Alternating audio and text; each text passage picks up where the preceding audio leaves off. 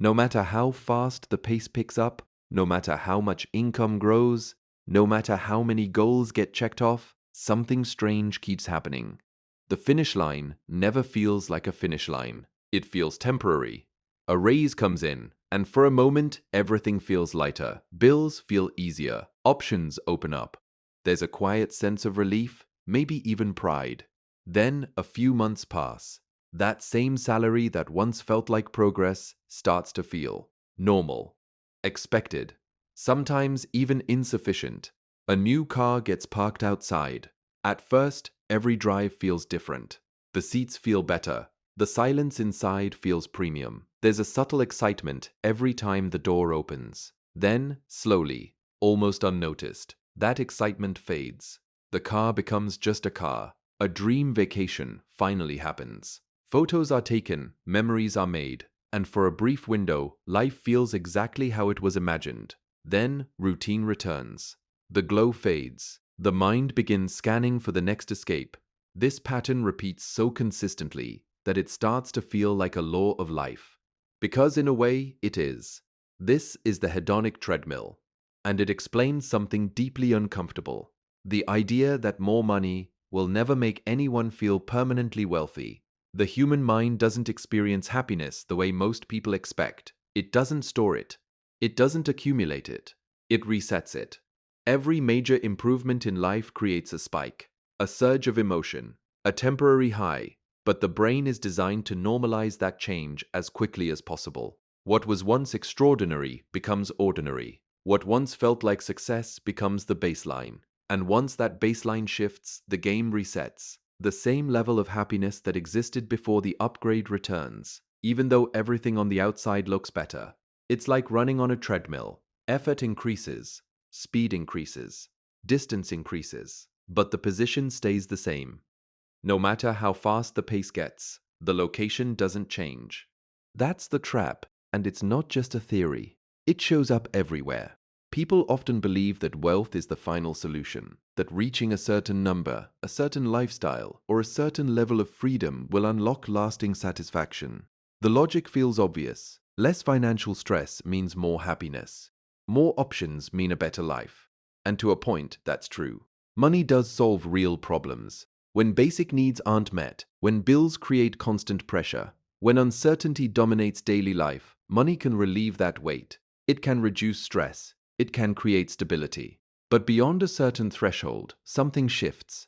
Research by Daniel Kahneman and Angus Deaton found that emotional well-being rises with income only up to around $75,000 to $110,000 per year in the United States. After that point, the increase in day-to-day happiness levels begins to flatten. Income keeps rising, but emotional satisfaction doesn't rise with it in the same way. This creates a strange disconnect, because from the outside, it looks like progress is continuing, but internally, the experience feels similar. The problems change, but the feeling doesn't dramatically improve, and that's where the illusion begins to crack, because the expectation was different. The expectation was that more money would create a lasting shift in how life feels. But instead, it creates a temporary shift, followed by adaptation. That adaptation is automatic. It doesn't ask for permission. It doesn't announce itself. It just quietly resets the standard. A person who once dreamed of making $100,000 a year reaches that milestone and feels successful. Then slowly, that number becomes the new normal. Expenses rise, surroundings change. Social circles adjust, and suddenly, $100,000 doesn't feel extraordinary anymore. It feels average. Sometimes it even feels limiting. And the mind begins to aim higher. Maybe $150,000 will feel different, then $200,000, then more. But the pattern stays the same.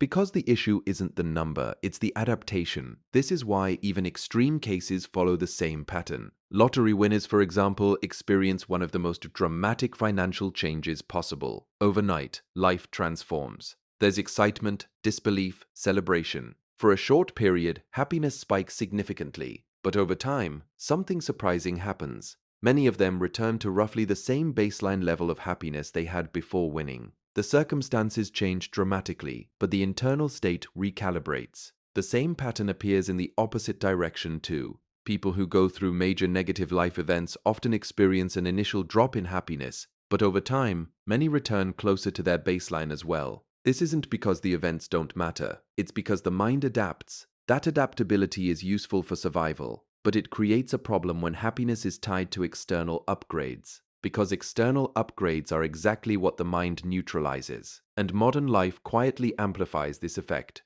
Consumer culture thrives on this mechanism. New products, upgrades, better versions, improved features. There's always something positioned as the next step forward, the next thing that will feel better, the next thing that will complete the picture.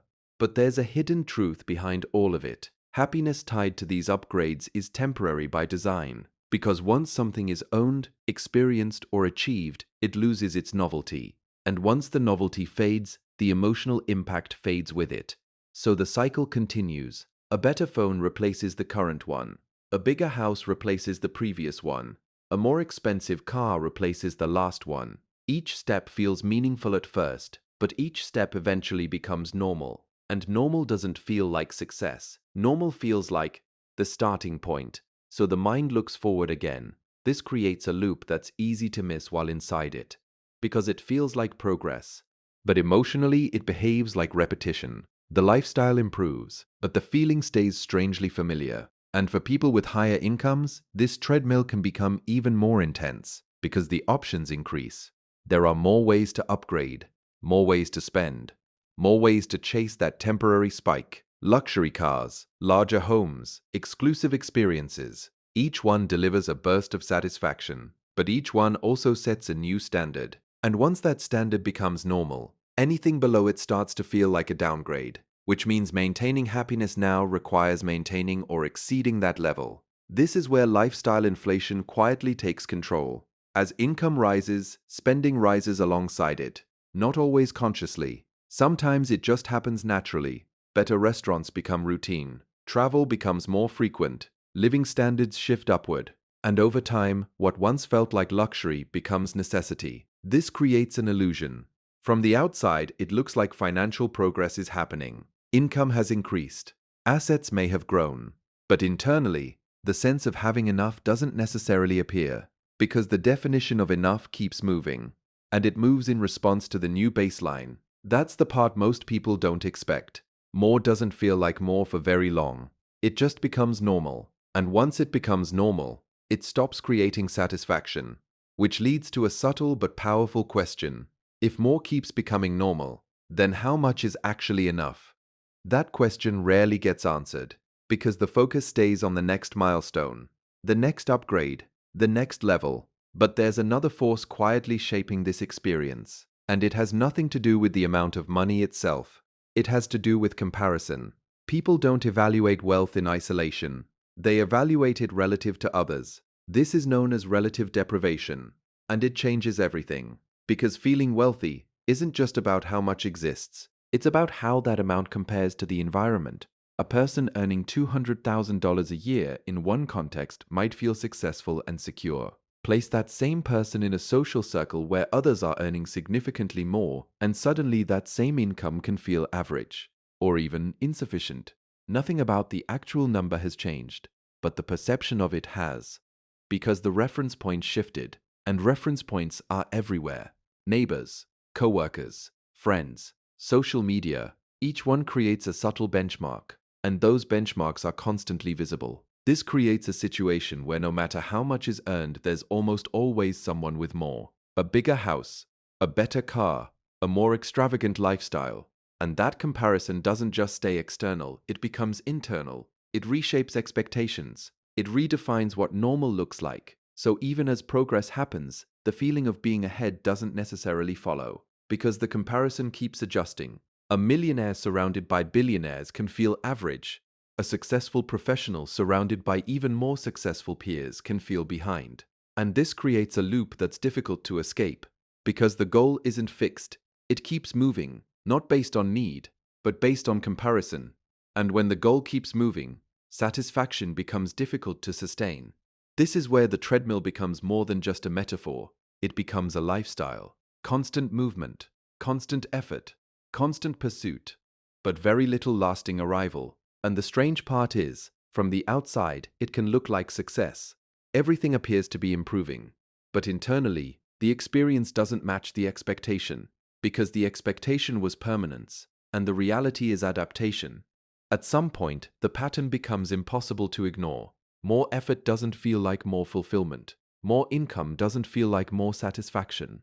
More upgrades don't feel like more peace. Instead, it starts to feel like maintenance, like running just to keep up with a standard that keeps rising. And this is where the cost of chasing wealth quietly reveals itself. Because money doesn't just change what can be bought, it changes what feels necessary. It changes expectations. It changes pressure. And sometimes it introduces something unexpected: stress. Because maintaining a higher standard of living requires maintaining the income that supports it. And that creates a different kind of weight. Not the stress of not having enough, but the stress of not being able to afford losing what already exists. That fear can be subtle at first. Then it grows. Decisions become heavier. Risks feel more dangerous. The margin for error feels smaller. And the very thing that was supposed to create freedom can begin to feel like something that needs constant protection. At higher levels of wealth, this pressure often expands. There are more assets to manage, more responsibilities, more expectations, and sometimes more distance from others. Because wealth can change relationships. It can create doubt about intentions. It can make genuine connection harder to recognize. And that isolation can quietly reduce the sense of fulfillment that money was supposed to enhance. It's a paradox that doesn't get talked about enough. The pursuit of wealth promises control, but if it becomes the center of life, it can start to control everything instead. That's why the idea that money guarantees happiness begins to break down under closer examination.